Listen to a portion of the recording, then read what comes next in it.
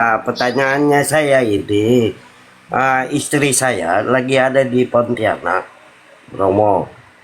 Nah, ini kan orang tuanya ini, orang mertua saya ini kan orang Konghucu. Nah, ini dan istri saya ditentang oleh kakak-kakaknya bahwa istri saya bertanya dengan saya, apakah boleh pihak dari Katolik sebenarnya kan anak istri saya ini kan Katolik. Nah, ditentang oleh kakak-kakaknya yang orang Protestan dengan Advent gitu, Romo. Makanya dianggap katanya nyembah bahala katanya. Nah, istri saya nggak bisa ngomong gitu. Dia bicara dengan saya pas saya ada di Jakarta gitu ya, Romo. Gimana menurut Romo?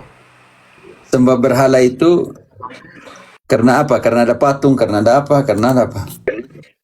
Pegang hio. Hio itu apa ya teman-teman? Dupa itu Jelaskan. pacar Hio. Dupa. Dupa. Ya, Tidak. yang merah, lidi itu, yang Romo. warna Yang lidi. merah. Dupa lidi itu, Yang Romo. lidi, yang lidi. Tapi Yang kalau punya mereka pegang ini. dupa itu mereka untuk apa? Maksudnya untuk apa dulu? Intensinya, motivasi pegang hio itu untuk apa?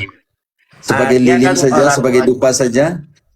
Enggak, orang tuanya ini, ya mertua saya ini kan agama Konghucu. Konghucu. Mm-mm.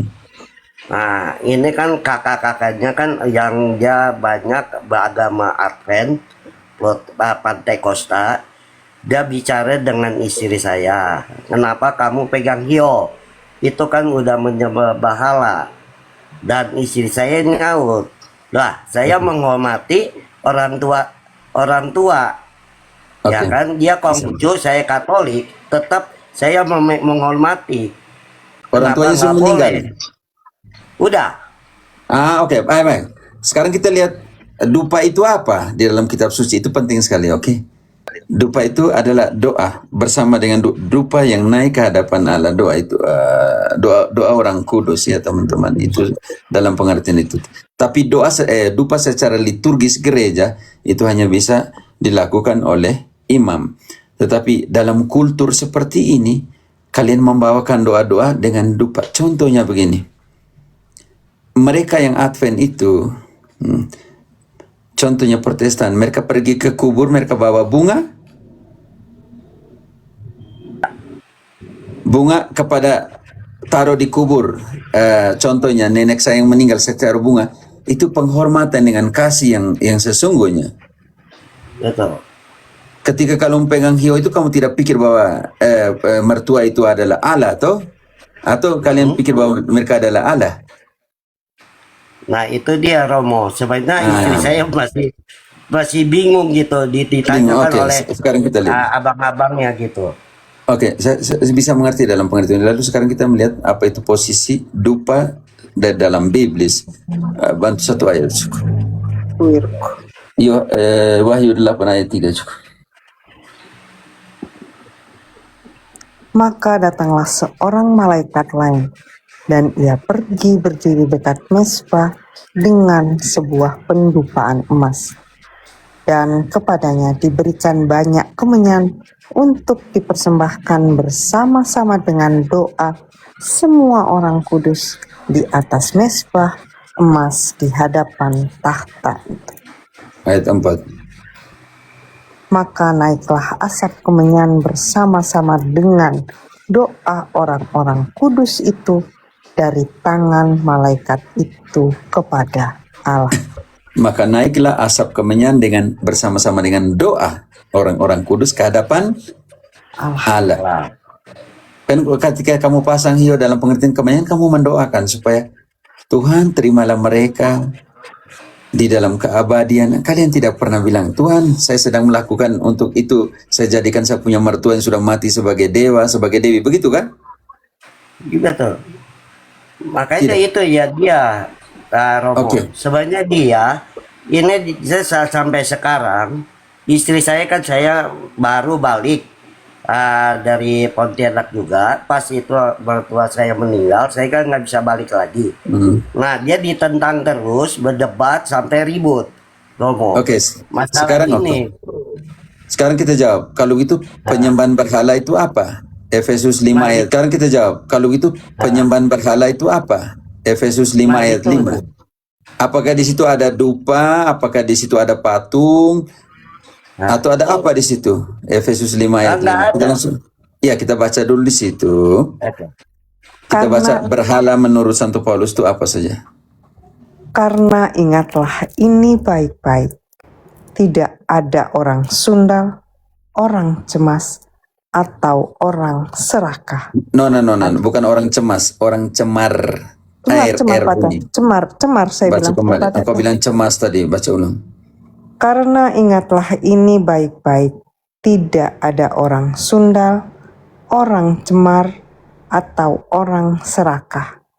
Artinya penyembah berhala yang mendapat bagian di dalam kerajaan Kristus dan Allah. Pasangan, di situ ada patung, ada hiu, ada dupa, ada apa sebagai penyembahan berhala? Di situ tidak ada patung, Romo. Oh, patung tidak ada. Oh, sekarang kita pakai Kolose 3 ayat 5, ada 5 hal. Di situ kita lihat di situ ada tidak?